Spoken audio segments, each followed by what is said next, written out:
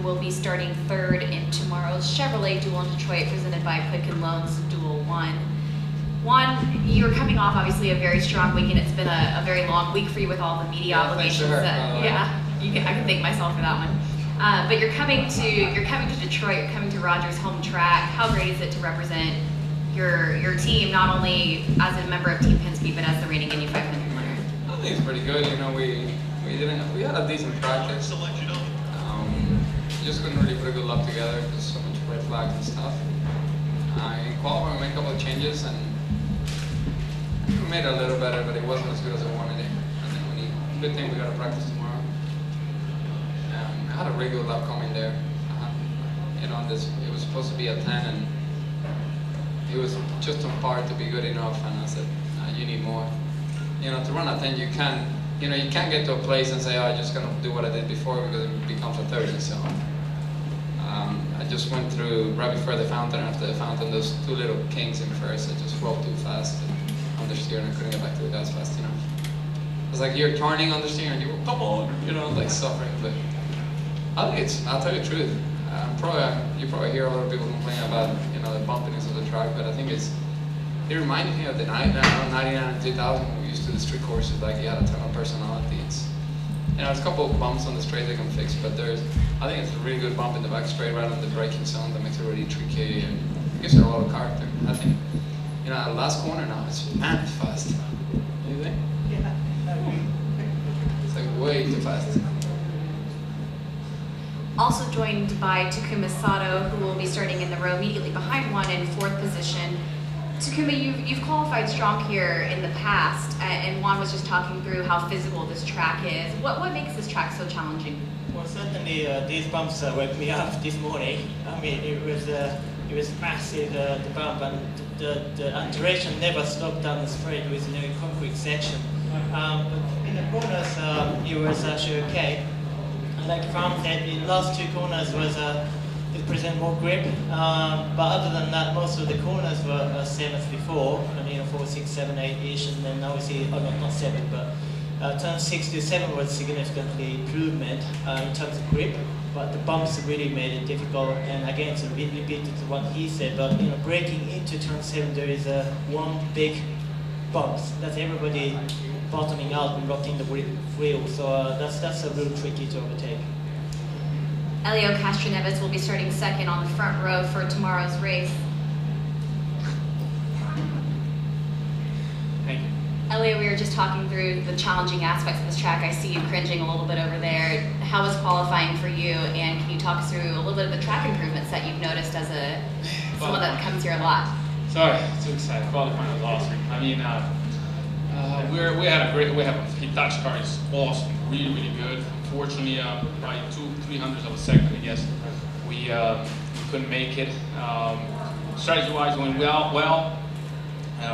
But number 12, I mean the number 1 car, they were a little bit better on the strategy. They ended up having the new tires for the last run, and they ended up beating us. But we showed that the car is really good. The car is awesome, and great job from Roger and my engineer Jonathan doing even. And obviously another great result for Team Penske to have another top 6. We'll open up for questions, and if you could please wait for the microphone. Yes, Mike, right over here. For all the guys, what's it like out there on sort of a new track, new concrete? You had rain, you had heat, you had all sorts of conditions. I mean, how did it feel? And give us a summary. I'm glad it was concrete. If you would be asphalt, probably it would take forever to dry in the first group, which I was in. It would be a little bit rough, but no, it's great. Right now it's wide, and let's see what happens. But at this point, I'm really happy with the performance of the Hitachi car. I think rain wouldn't be the problem. As we've seen, a new part of the asphalt is really grinded roughly. So you touch it, you can see like sandpaper. So I think it's okay. Like Ariel said, it's going to dry up faster and it's going to be better. Same. See. Lewis. All right. And this will be a toss-up. Anyone can answer it. But you qualified mostly dry conditions today.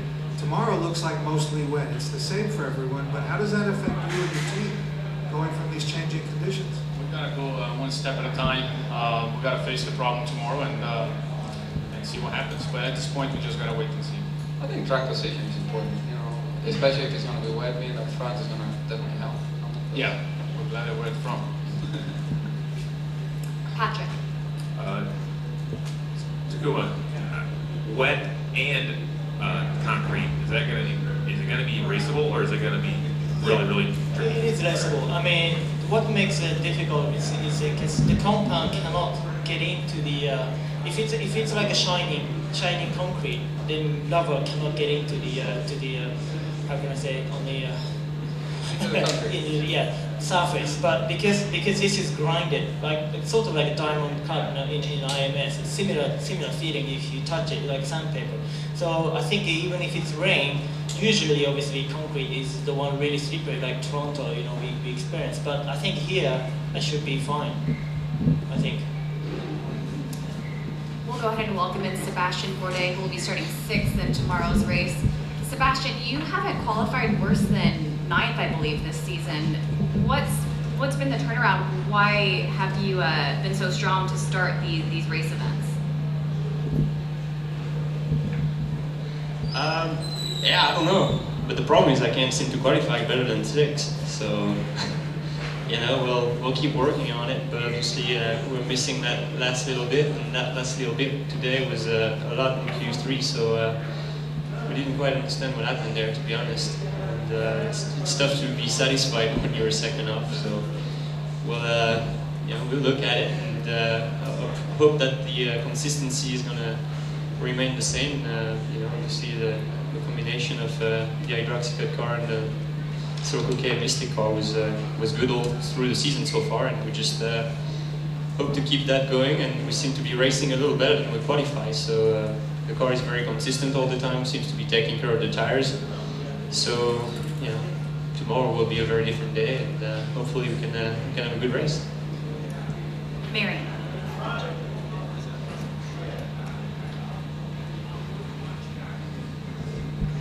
For Elio, we'll give Juan a rest. Thank you. I'm curious because it seems, and your team does this very well, you don't get to try out the red tires until you show up to qualifies. And yet your car, your team seems to have good balance, and some teams can't quite find that. And I understand you only get 3 sets for the entire weekend. Correct. So how do you kind of manage that to have them for both races? Well, for the races, we end up getting 1 set, brand new set, which is normal. But for qualifying, everybody that used, we didn't use any new set extra. We could, the rules allow us to do it, but we didn't. So we saved 1 more set for 1 qualifying. Tomorrow is only 1 qualifying. And that's why I think that's the way it's going to be.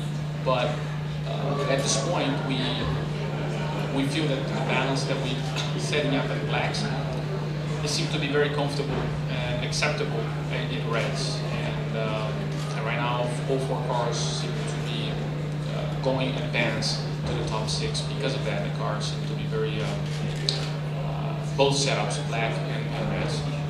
But sometimes the blacks sometimes become a little bit difficult. You put the reds, fix all the problems.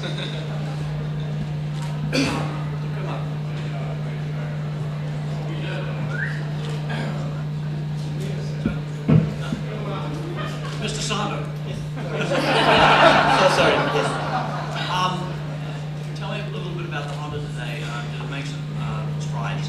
Yeah, absolutely. I mean, obviously nice to be squeezing into the top 6 with our Chevrolet's dominance. But I mean, we've been there. You know, at St. Petersburg we were top 6, and it's not impossible. I mean, okay, Humphrey had a really good qualifying in Long Beach. So, like, once the car get everything together, seems like be able to compete with the highest level. But seems to be a little bit, the window is very narrow for a package, so it's very difficult to manage. But I think here, with as it is so bumpy, I mean, you're never gonna get the consistent cornering anyway. And like she said, I had a quite good feeling from last year, and so pleased to put everything together. And obviously, number 14 car worked really well. The crew did work hard, and obviously HPDs and Honda put everything they can. So obviously we made some changes for the front wing for this Grand Prix for the safety reason. And one nice thing that we don't have to worry about too many configurations on the front wing. Very simple, up and down the front flap, and that's it. So I think it's made it okay, and certainly for the race situation, I think we may be better. Obviously less fragile. We'll take 2 more questions before we welcome in our next batch of drivers. You guys are talking about the changes in the track surface, bumps, bottoming out of the cars. Do you guys feel that anything should be done to the track before the races tomorrow and Sunday, or is that acceptable the way it is? What bumps? So many of them. I think, I think, and it's hard because us driving from Penske companies, everybody thinks we're gonna go, oh, it's great. But to be honest with you, back when we started with Elliot here in 99, 2000, every street course was like that. It just gave it personality, I know there's a couple of bumps that they need to fix probably for next year, but I think it's technical, It's country, it's a street course. Yeah. Like I said, go to New York and drive on the roads. But the one constellation is turn 14, just in front of Main Straight. There is a big bump, and really it's going to the airborne. So I'm thinking about if it's 2 eyes on the start. So the outside guy is going to have a little suffer. And hopefully it's nothing to do with safety, but I had airborne. So maybe we need, at the turn 14, if you go line and outside, huge bump. So maybe that one we need to look at, as with Brian maybe once he arrived. And obviously turn 7 braking, I don't know what else can do. If Brian did off a little bit, I think it's helpful for the fans for the racing. But at the moment, once whoever got into the inside is going to rock up in the front. So maybe that's the point. Otherwise, we need to obviously raise the car, and there's obviously downforce, but that's the same as everyone. Yes. We'll go ahead and let everybody except Simon go, and we'll continue on our press conference with Simon Pagino. Pleased to be joined by Simon Pagino, who will be starting 5th in tomorrow's Chevrolet Dual Detroit presented by Quicken Loans Race 1.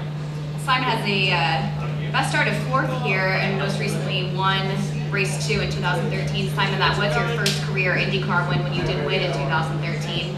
Any special memories of this track from that experience? Well, yeah, first win in IndyCar is always an important thing, so it's always cool to come back here and now driving for Team Penske. It's our home event, so yeah, it's a really cool event for us, and obviously it's great to be showing so well with all 4 cars. Also joined by our pole sitter, very timely, Will Power. That's his best start here, used to be 2nd, also set a new track record of 1 minute, 16 seconds, 0.0941 seconds. Will, you've been one of the drivers that have been in here promoting this race most, being a part of Team Penske. How rewarding is it to finally get a pole here at Belle Isle? Yeah, it is actually satisfying. I struggled quite a bit last year in qualifying, so really happy to be on pole. We definitely took a risk there in the 2nd round to get through by using used tyres, and just made it by a tenth, so put me in a good position to have a shot at the pole in the past 6, which we got. Questions for Will and Simon? Yes, in the back. Well, I noticed on your last qualifying lap in the last group, you seemed really smooth coming out of turn 3, where other people were sort of losing it. Was your car set up differently, or was that the tires, or was it just your driving? Out of turn 3? Yeah, it was actually, I had a couple of big moments there too. It's weird. That corner last year had a lot more grip, but I had new tyres actually. That kind of helped it too, for sure. And my first lap, they degraded a bit, but yeah, it was a very tight session all around for everyone. Yeah, Will, you went out with about 2 minutes left. Was that a planned deal, or did you want to just go out that late? Well, we had had new tyres, so I felt like you only get a couple of laps out of them, so you may as well go out when the track's good at the end. That's your only shot. So, yeah, that was the plan. Other questions for Will and Simon? Lewis.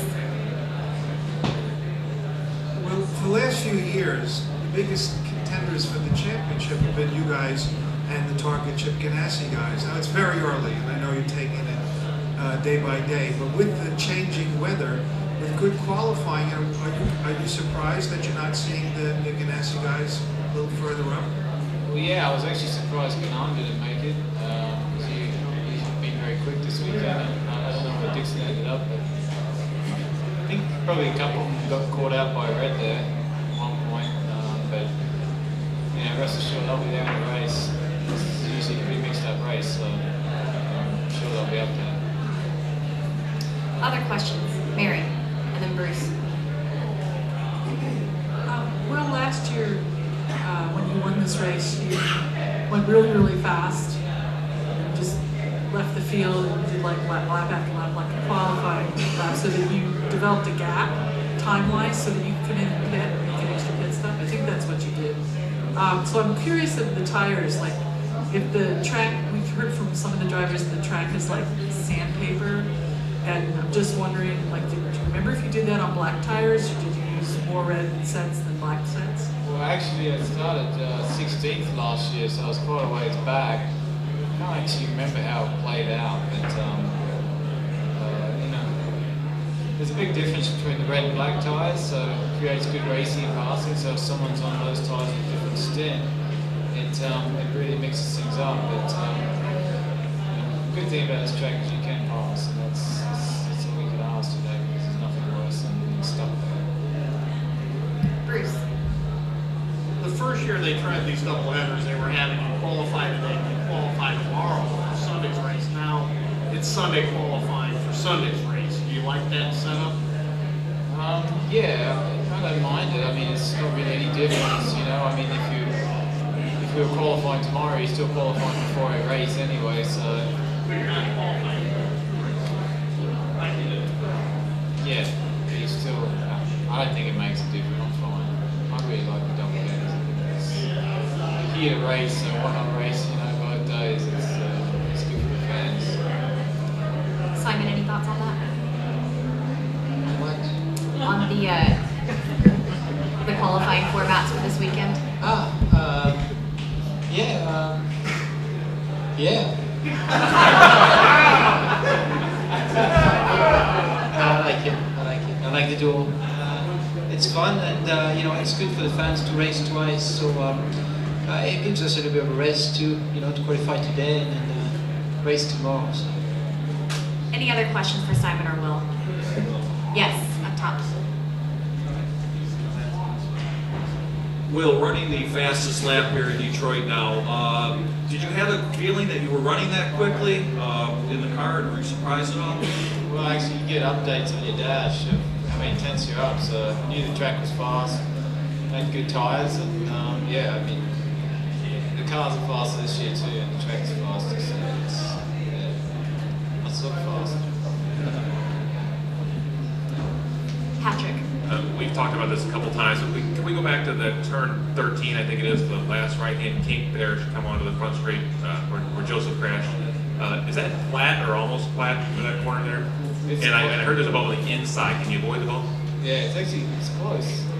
It's close. I don't know what's going to happen when it really grips up, but it's a fun corner right now. Bruce. Simon, you're new to Team Penske coming to the Detroit race, which is a very big race for the Penske Corporation. What is your whole weekend like, and how tough is it with all the different commitments that Roger and Walt and Nathan want you to be part of? Yeah, it's busy. And it's not like we haven't been busy for months too, so it's definitely busy. But you know, I mean, when you see the Roger's dedication to the city and promoting Detroit, it's good to be part of it. You know, we represent his name, represent Penske, so it's you know, it's great when everything goes well like it's going. Yeah, I'm really happy with all four of us in the Fast Six, so it's the best way to thank him, really. Any final questions for Simon or Will? Gentlemen, thank you. Good luck this weekend.